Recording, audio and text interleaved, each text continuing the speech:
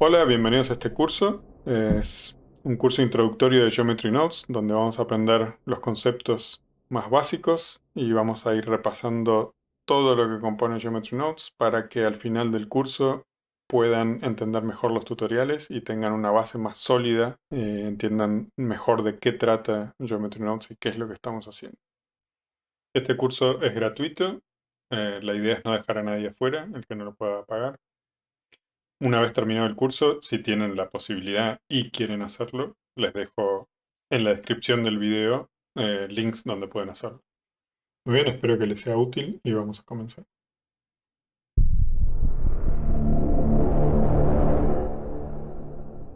Muy bien, para poder comenzar vamos a ir a blender.org, vamos a ir a descargas, vamos a bajar y vamos a ir a experimental por ahora, hasta que en diciembre salga la versión 3.0. Y podemos bajar la versión 3.1 alfa, que está aquí. La descomprimimos en una carpeta, no tiene que reemplazar al Blender anterior. Y desde adentro corremos el ejecutable. Una vez abierto el programa, vamos a ir a, vamos a ir a edición, preferencias, vamos a ir a add-ons, asegurarse de Node Wrangler, tenerlo activado porque lo vamos a utilizar un montón.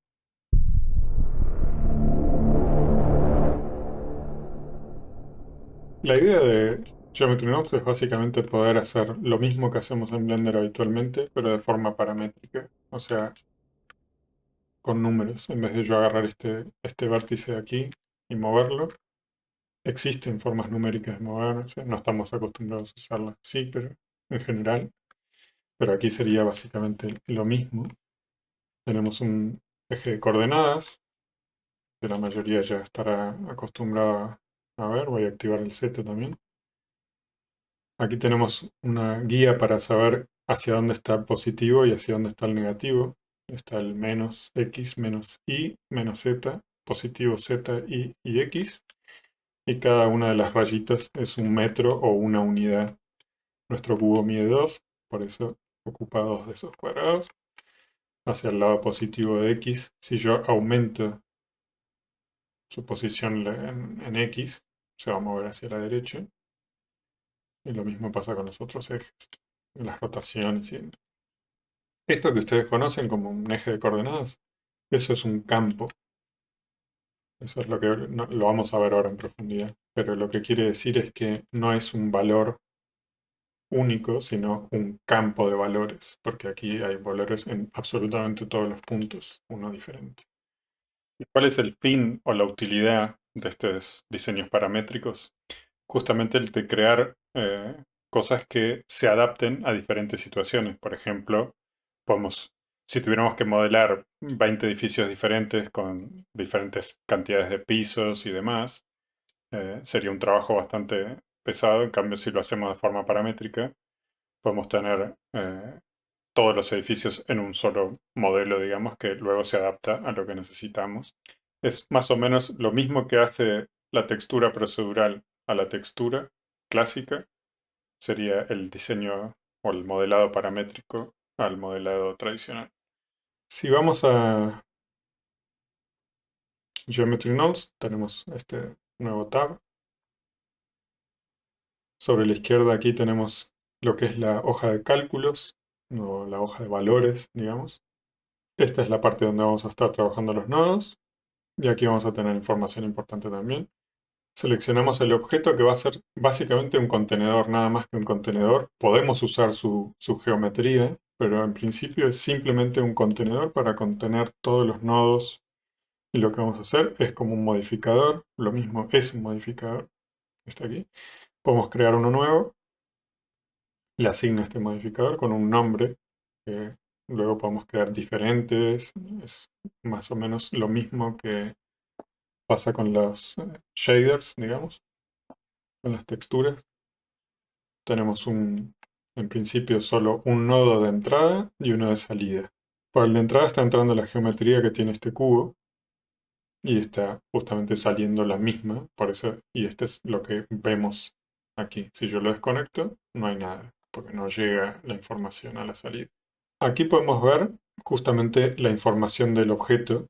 En este caso, estamos viendo la que está conectada aquí.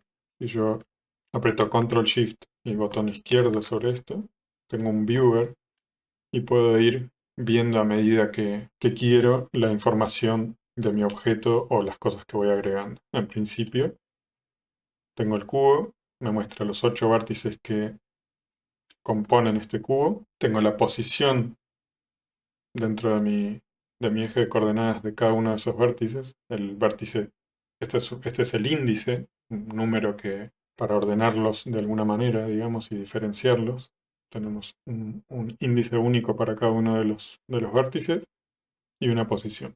La posición es un atributo. Este vértice, el vértice T0, tiene un atributo llamado posición con estos valores. Vamos a ver de manera gráfica un poquito mejor este. Y nosotros tenemos en edición, preferencias, activado en interfase, los extras de Developer Extras. Una vez que está activado esto, podemos ver en el modo de edición, apretamos aquí y podemos ver índices. Y como pueden ver ahora tenemos un numerito que es medio chiquito, pero se ve. Podemos ver 5 ahí abajo, 7, 3. Y este es exactamente el número que se corresponde aquí. Si yo, por ejemplo, aquí está el índice 7, y nos acordamos cómo funcionan aquí las coordenadas, menos x, está hacia este lado, o sea que este punto 7 está en x menos 1, ¿verdad? Porque mide 2 metros.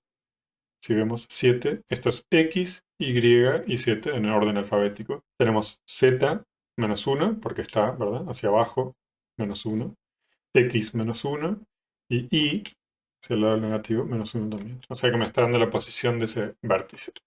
Lo mismo para cada uno de estos. Los distintos componentes tienen diferentes propiedades o atributos. En las caras tenemos los normales, hacia donde está mirando la cara. Tenemos X, Y y Z. Si mira totalmente hacia arriba, tenemos Z positivo o 1. Podemos saber que esta cara es esta primera porque tiene Z en 1, es la única. Y en menos 1 va a estar la que está mirando hacia abajo, digamos. Cuando estamos usando algo que es un mesh, como en este caso, tenemos la información aquí. Si estamos usando una curva, va a aparecer en este lugar, puntos e instancias. Ya lo vamos a ir viendo. Solo a nivel de informativo les voy a mostrar como si yo tomo mi índice, que es un campo. ¿Por qué? Porque no es un valor absoluto. Acá no hay un valor. Acá hay el valor de cada uno de los índices, digamos. Hay una lista de valores o un campo de valores justamente. Y yo puedo decir, entonces aquí están saliendo todos los valores de índices, ¿no? Entonces yo puedo decirle, por ejemplo, con matemática, no de matemática que ya vamos a ver, le vamos a comparar el valor 1 y no le vamos a dar ningún margen. O sea que solo va a tomar los valores que son 1, iguales a 1 porque lo está comparando. Si esto es verdadero, me va a dar un valor de 1, que quiere decir seleccionado. Si no se cumple, me va a dar 0, que sería no seleccionado. Yo voy a usar un nodo que se llama setPosition o declarar una posición, digamos. En la parte de selección puedo seleccionar qué es lo que voy a mover. Si no pongo nada, voy a mover todo, digamos. Miren cómo se mueve todo.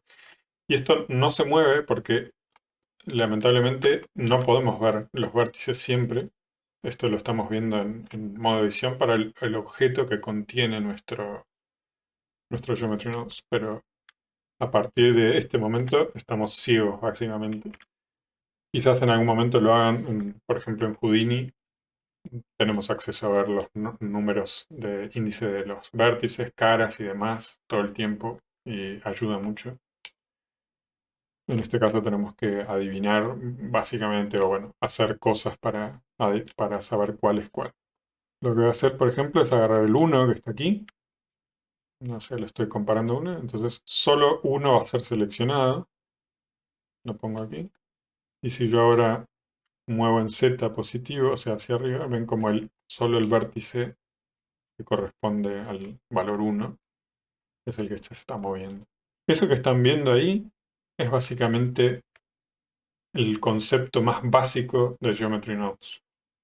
Yo estoy haciendo una máscara para seleccionar lo que quiero y estoy agregándole un valor a su posición para moverlo. Eso es básicamente el concepto más resumido de Geometry Nodes. Vamos a estar tomando elementos, seleccionando diferentes elementos y aplicándoles cambios, movimiento en general, porque hasta la rotación es un movimiento. O sea, simplemente estamos moviendo un objeto en una forma especial, pero también es movimiento. Cuando agrandamos un objeto lo mismo, estamos moviendo sus partes a destiempo, digamos, o a diferentes posiciones. Y por eso se ve más grande, pero en realidad seguimos cambiando movimiento, moviendo cosas. Cuando hacemos los cambios es importante entender que hay un hilo que vamos siguiendo. Si yo hago un cambio aquí, va a afectar lo que pasa más tarde, por ejemplo. Muy bien, este es positivo. Si yo muevo este cubo hacia el lado positivo de X 5 unidades, se mueve ahí. Si yo lo roto aquí, fantástico, rota sobre sí mismo, ¿verdad? Porque esto sucede al mismo tiempo. Ahora esto sucede después de yo haberlo movido. Y su centro sigue siendo el mismo. Si yo roto ahora, como pueden ver, rota alrededor de después del cambio, digamos. Y eso es algo que van a tener que ir aprendiendo. A medida que nosotros vamos haciendo cambios, también van cambiando las cosas. Por ejemplo, tenemos los vértices que inician en estas posiciones que ven aquí, pero cuando yo les hice este cambio, básicamente a todo en X, van a ver que Y y Z no cambian, pero en X se le va a sumar 5. Miren, ahí tenemos. Luego vamos a ver este mismo nodo. Cuando veamos todos los nodos o en alguna parte específica, vamos a ver exactamente de qué se trata y para qué sirve este valor que tiene aquí. Otras de las cosas básicas que tenemos que entender es que esta línea verde es nuestra geometría, básicamente todo lo que viene aquí. Podemos traer la que tenía nuestro objeto base o crear nueva con primitivos. Con Shift A tenemos la lista de nodos, digamos, y en búsqueda podemos buscar uno si ya conocemos el nombre. En este caso, quería mostrarles los primitivos. Aquí tenemos curvas, o tenemos primitivos de mesh, como los mismos que agregamos cuando hacemos cosas tradicionalmente. Cubo, cono, etcétera. Grid es como un plano, icosfera y demás. Si yo agrego aquí, por ejemplo, UV Sphere, una esfera, y lo conecto aquí en lugar de la entrada de geometría de nuestro cubo, lo que voy a tener es el valor de, lógicamente es mucho más, porque acá tenemos 32 segmentos por 16 segmentos, me da un montón de vértices. Y la ubicación específica de cada uno. Los vértices los podemos seleccionar de todas las maneras que se les ocurra, ya sea por la posición en la que se encuentran, el normal hacia el que apuntan, el índice. Simplemente hay que hacer, por ejemplo, si yo quiero tomar la mitad de esta esfera y borrarla, por ejemplo, voy a buscar un nodo que es borrar geometría. En principio este funciona al revés, está borrando todo. Y le voy a seleccionar qué es lo que tiene que borrar. Voy a usar posición, que es la posición actual de sus vértices, de a donde yo voy a conectar. O sea, si yo lo utilizo para aquí, va a ser la posición de estos vértices, digamos. Entonces le voy a decir que de esa posición de esos vértices, separe los ejes primero. Y voy a utilizar el eje Z en mi caso, porque quiero borrar la parte de arriba, por ejemplo. Entonces yo aquí tengo solo el valor en Z de todos los vértices. Los otros dos los estoy ignorando. Las otras dos posiciones, si está hacia la derecha, izquierda, X, Y, da lo mismo. Solo me interesa su posición en Z. Y le voy a decir, bueno, de esa posición en Z que tienen, solo dame los que sean mayores de cero. Como los que están en el punto cero no son mayores que cero, sino que son cero también, no los va a borrar y va a borrar de ahí para arriba. Vamos a poner una selección y ahí tenemos cómo borró esa parte. Y yo de ahí, yo ahora tengo, desde este punto para adelante sale una semiesfera, ya no es una esfera, porque yo le hice cambios. Entonces nos podemos manejar a partir de ahí, esto lo podemos seleccionar, agrupar, lo que sea, ya es una media esfera. Después la podemos girar y así vamos construyendo las distintas partes que queremos. Lógicamente, después comprender qué hace cada uno de los nodos nos va a ayudar a llegar a nuestros resultados de forma más efectiva y más rápida. En cuanto a las colores y las entradas de los diferentes nodos, el color verde es el que se utiliza para diferenciar lo que es geometría. Solo podemos conectar una a la salida, aquí. Si queremos tener más de un objeto, digamos, podemos tener aquí. Hay un nodo para unir diferentes y podemos crear varias cosas y unirlas al final para ver o lo que sea.